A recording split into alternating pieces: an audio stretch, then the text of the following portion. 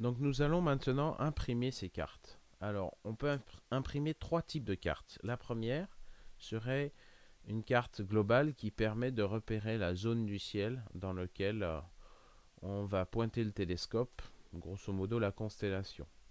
Dans ce cas ici présent, cette carte n'est pas forcément nécessaire. On va s'intéresser directement aux cartes qui permettent de bouger le télescope d'étoile en étoile en utilisant le chercheur. Donc on va zoomer un petit peu plus, on va zoomer à peu près dans ces proportions, de telle manière à ce que le cercle oculaire du chercheur corresponde sur une carte imprimée à environ 3-4 cm. Alors on peut centrer cette carte en choisissant une zone du ciel avec ou sans étoile. Il suffit de cliquer avec le bouton gauche puis de centrer cette carte. Alors ici on va essayer de centrer un tout petit peu à côté pour avoir tous les objets. Si tous les objets ne tiennent pas sur cette carte à cette échelle, mieux vaut faire plusieurs cartes qu'une carte avec des cercles oculaires plus petits, tout simplement parce que lorsque l'on réduit la taille du cercle oculaire, on réduit aussi le nombre d'étoiles, et ce nombre d'étoiles est assez important lorsque l'on regarde dans le chercheur pour pouvoir identifier au mieux le champ. Donc une fois le zoom réglé, la carte centrée, il suffit d'aller sur l'icône imprimer. On choisit le mode paysage en noir et blanc, c'est plus confortable, surtout avec les imprimantes laser.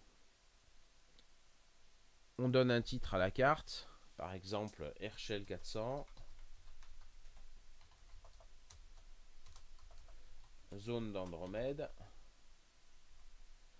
Pas besoin de mettre de description particulière, ou éventuellement chercheur, et on lance l'impression. C'est aussi simple que cela.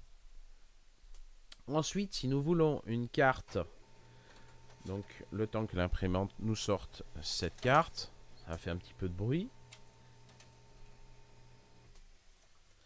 Ma carte est imprimée, et maintenant je vais pouvoir m'intéresser aux champs, aux cartes de champ.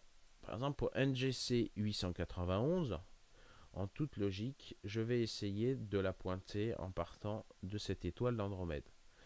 Je vais me remettre à peu près sur la position d'NGC 891. Clic droit, je centre. Voilà. Je zoome de nouveau. Je vois ma galaxie, je la recentre. Voilà. Et je zoome de telle manière à ce que le deuxième cercle oculaire intérieur, qui correspond au champ de 1 degré, c'est le champ de mon télescope, que la carte corresponde à ce champ-là, sans tout autrefois dépasser, en laissant une petite limite, parce que lorsqu'on en imprime, en général, le cercle devient coupé si on augmente un petit peu trop le zoom. Donc cette taille-là est tout à fait convenable. Il suffit de cliquer ensuite sur le bouton imprimer, paysage, noir et blanc. Alors ici, les titres de la carte, ça pourrait être NGC 891, champ 1 degré, impression. Nous avons imprimé notre carte de champ et nous pouvons refaire cette manipulation pour tous les objets de cette carte, et on ne modifie absolument rien en faisant ceci.